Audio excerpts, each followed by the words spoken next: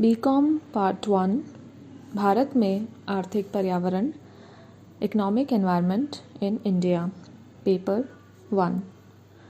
आज के लेक्चर में हम भारतीय अर्थव्यवस्था में कृषि की भूमिका तथा योजनाओं में कृषि विकास, role of agriculture in Indian economy and development during plans विषय पर बातचीत करेंगे। भारतीय अर्थव्यवस्था कृषि प्रधान अर्थव्यवस्था है। देश की 70% जनसंख्या कृषि पर आश्रित है। कृषि से राष्ट्रीय आय का 25 से 30% भाग प्राप्त होता है। कृषि की हीन दशा और कृषकों का रूढ़िवादी दृष्टिकोण भारतीय अर्थव्यवस्था के पिछड़ेपन के प्रमुख कारण हैं। कृषि व्यवसाय के रूप में नहीं होकर जीवन यापन का एक साधन माना जाता रहा है। डॉक्टर क्लाउडस्टाउन के शब्दों में, भारत में हमारी पिछड़ी जातियां तो हैं ही, पिछड़े उद्योग भी हैं और दुर्भाग्य से इन उद्योगों में कृषि भी एक है।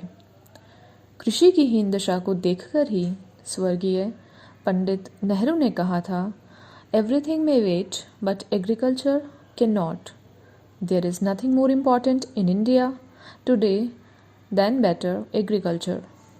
कैसी विडंबना है कि भारत में 70% जनसंख्या कृषि में संलग्न है, पर भारत अपने खाद्यान्नों के लिए दूसरे राष्ट्रों से भीख मांगता रहा है, जबकि अमेरिका में कृषि में जनसंख्या का केवल 4% भाग संलग्न है, पर वह विश्व की 1/3 जनसंख्या के खाद्यान्नों की पूर्ति करने में सक्षम है। भारतीय भूमि में निर्धनता के समापन, कृषि के सर्वांगीण विकास और भारतीय जनजीवन की समृद्धि के लिए राजनैतिक स्वतंत्रता प्राप्ति के बाद आर्थिक स्वतंत्रता के लिए योजनाबद्ध विकास की प्रक्रिया प्रारंभ हुई। 5 पंचवर्षीय योजनाओं तथा 5 वार्षिक योजनाओं के दौरान कृषि विकास के लिए यथासंभव प्रयत्नों से अब देश खाद्यान्न में आत्मनिर्भरता की ओर अग्रसर है। हरित क्रांति से ग्रामीण जनजीवन को विविधतापूर्ण बनाने तथा उसकी समृद्धि के लिए पृष्ठभूमि तैयार की गई है। भारतीय अर्थव्यवस्था में कृषि की भूमिका या महत्व, रोल और importance of agriculture in Indian economy. Bharat में कृषि का महत्व इस कथन से झलकता है कि कृषि भारतीय अर्थव्यवस्था की आधारशिला, 70% जनसंख्या के जीविकोपार्जन का साधन और विदेशी व्यापार का मूल स्रोत है। यह कुछ अन्य तत्वों से भी इंगित होता है, जैसे जीविकोपार्जन व रोजगार का आधार, राष्ट्रीय आय का प्रमुख स्रोत, औद्योगिक कच्चे माल की आपूर्ति, खाद्यान्नों की पूर्ति, अंतर्राष्ट्रीय व्यापार एवं विदेशी मुद्रा अर्जन, राज्य सरकारों की आय का प्रमुख स्रोत, आर्थिक विकास में साधनों का आधार, यातायात, मूल्य स्थिरता, व्यापार और वित्त व्यवस्था, राजनैतिक एवं सामाजिक महत्व तथा पशुपालन एवं डेयरी उद्योग की समृद्धि भी कृषि पर आधारित है। आइए अब हम जानते हैं भारतीय कृषि की बाधाएं एवं पिछड़ेपन के कारण, obstacles and causes of backwardness of Indian agriculture. कृषि भारतीय अर्थव्यवस्था का आधार स्तंभ है और उसका अपना राजनैतिक तथा सामाजिक महत्व भी है, पर इस महत्व के बावजूद भी इसकी हीन दशा है। कृषि की हीन दशा के कुछ प्राकृतिक कारण हैं तो कुछ आर्थिक एवं सामाजिक। स्वतंत्रता प्राप्ति से पूर्व राजनैतिक कारण भी महत्वपूर्ण था, परंतु अब यह कारण कृषि के पिछड़ेपन के लिए नहीं, अपितु उसके विकास के लिए प्रयत्नशील है। कृषि विकास की मुख्य बाधाएं तथा पिछड़ेपन के कारण संक्षेप में हम इन बिंदुओं के आधार पर समझ सकते हैं। पहला, प्राकृतिक कारण। कृषि विकास में अनेक प्राकृतिक बाधाएं हैं, यथा मानसूनी अर्थव्यवस्था, कीड़े मकोड़े तथा पौधों की बीमारियां, भूमि कटाव से उर्वरा शक्ति का ह्रास इत्यादि। आर्थिक बाधाएं यथा वित्तीय साधनों का अभाव, वैज्ञानिक यंत्रों एवं उपकरणों का अभाव, रासायनिक खादों के उपयोग का अभाव, सिंचाई के साधनों का अभाव, उत्तम बीजों तथा कीटाणुनाशक औषधियों का अभाव।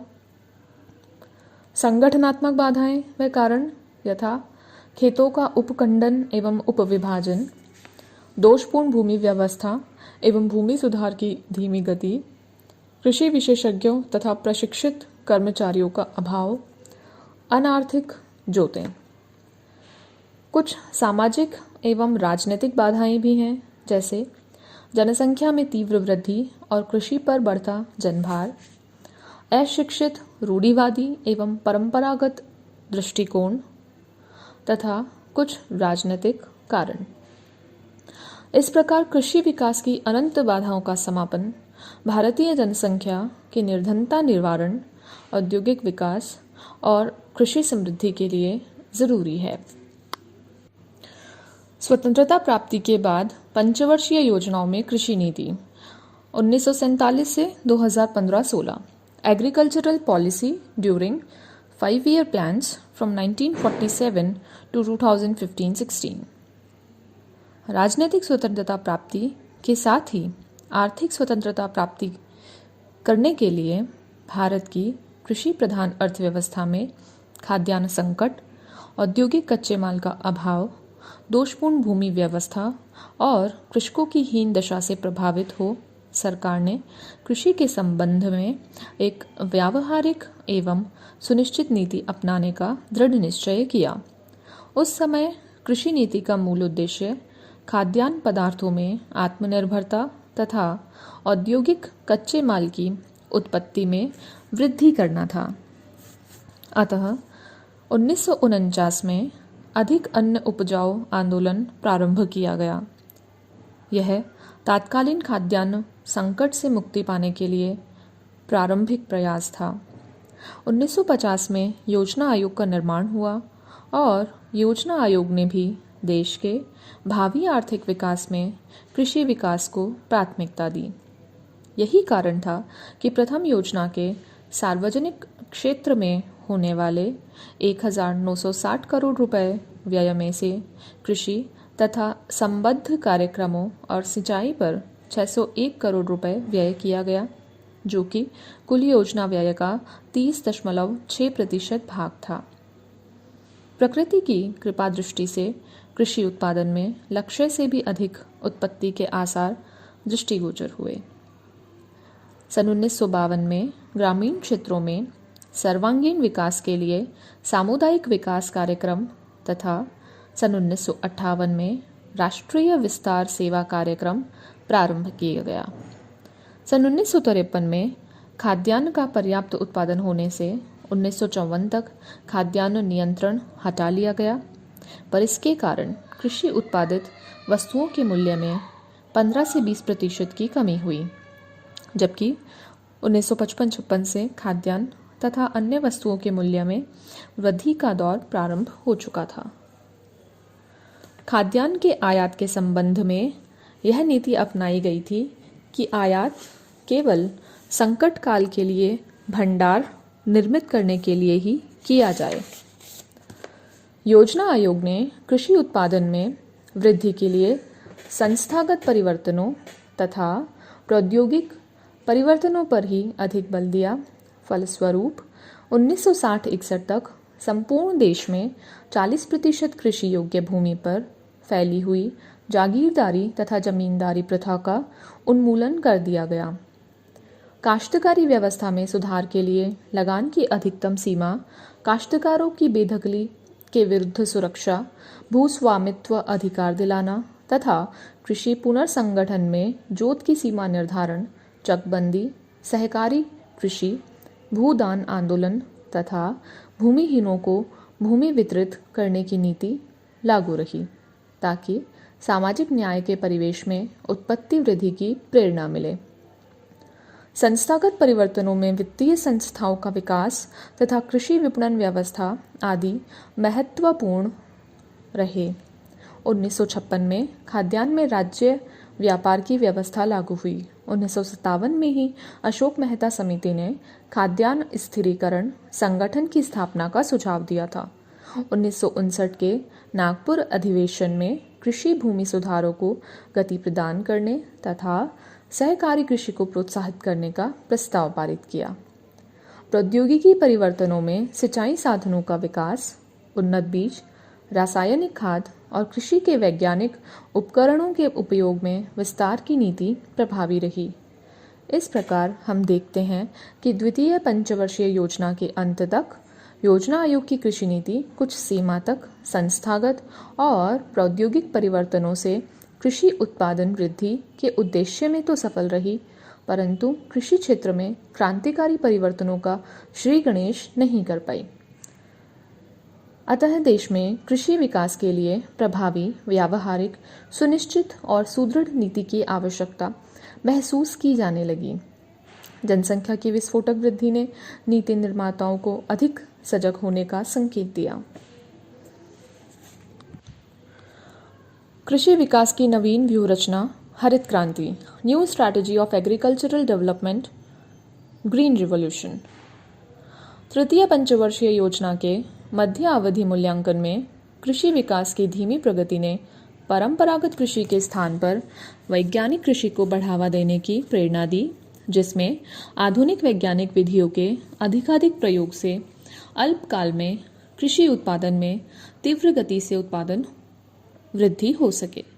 प्रोफेसर गाडगिल ने इस नवीन व्यूह रचना में कम अवधि में तैयार होने वाली फसलों तथा उन्नत बीजों से अधिक उपज, उर्वरकों के बढ़ते उपयोग तथा सिंचित क्षेत्रों में उत्पादन वृद्धि के उपायों पर जोर दिया।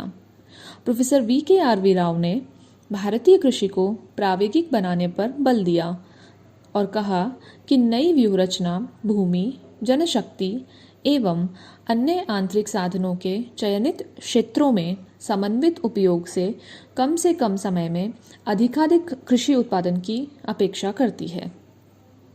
आइए अब हम जानते हैं हरित क्रांति अथवा कृषि विकास की नवीन व्यूह रचना के मुख्य तत्वों को।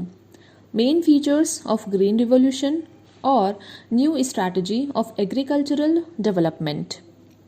हरित क्रांति की इस नवीन व्यूह रचना का उद्देश्य चयनित क्षेत्रों में कृषि पड़तों के समन्वित उपयोग से वैज्ञानिक कृषि द्वारा कम से कम समय में अधिकाधिक कृषि उत्पादन करना तथा उनकी मांग एवं पूर्ति में अंतराल को पाटना है।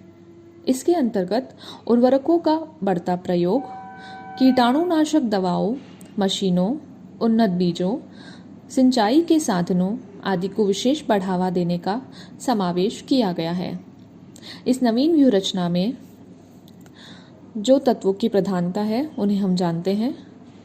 कृषि विकास हेतु उपयुक्त क्षेत्रों का चयन, उन्नत बीजों के प्रयोग पर बल, रासायनिक उर्वरकों का निरंतर बढ़ता उपयोग, सिंचाई सुविधाओं में वृद्धि एवं लघु योजनाओं पर जोर, बहुफसली कार्यक्रम, कीटाणुनाशक औषधियों का बढ़ता उपयोग एवं पौध संरक्षण, भूमि सुधार एवं भू संरक्षण, कृषि में सहायक खाद्य फसलों के विस्तार पर बल, कृषि विकास हेतु विभिन्न संस्थाओं की स्थापना, कृषि के यंत्रीकरण तथा उन्नत उपकरणों के उपयोग को बढ़ावा, कृषकों को उचित मूल्य की गारंटी, शुष्क कृषि का विकास तथा पशुपालन विकास।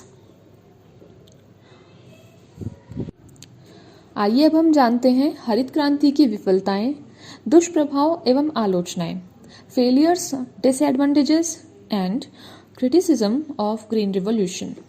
जहां एक और कृषि विकास की नवीन नीति से वैज्ञानिक कृषि तथा कृषि उत्पादन में वृद्धि को बढ़ावा मिला है, वहीं दूसरी ओर उसके दुष्प्रभाव एवं विफलताएं भी सामने आई हैं। मुख्य विफलताएं तथा आलोचनाएं इस प्रकार हैं। पिछड़े कृषि क्षेत्रों की उपेक्षा, सीमित फसलें, क्षेत्रीय विषमताओं में वृद्धि, धनी एवं निर्धनों के बीच असमानता में वृद्धि, पूंजीवादी कृषि को प्रोत्साहन, कृषि अनुदानों की पूर्ति एवं वितरण में भ्रष्टाचार को बढ़ावा, अनुभवों की अवहेलना, उर्वरकों के प्रयोग तथा अधिक मात्रा पर अनावश्यक बल, संस्थागत परिवर्तनों की उपेक्षा, कृषि उत्पादन में सीमित सफलता। इस प्रकार हरित क्रांति की सफलता एवं असफलता के विवेचन से यह निष्कर्ष निकाला जा सकता है कि हरित क्रांति से कृषि उत्पादन में तीव्र वृद्धि, व्यावसायिक दृष्टिकोण तथा खाद्यान्नों में आत्मनिर्भरता का मार्ग प्रशस्त हुआ है, परंतु इसके कारण क्षेत्रीय असमानता, निर्धनों और धनिकों के बीच आर्थिक खाई, सीमित असफलता आदि ने उसके महत्व को कम किया है। फिर भी हरित क्रांति काफी सफल रही है।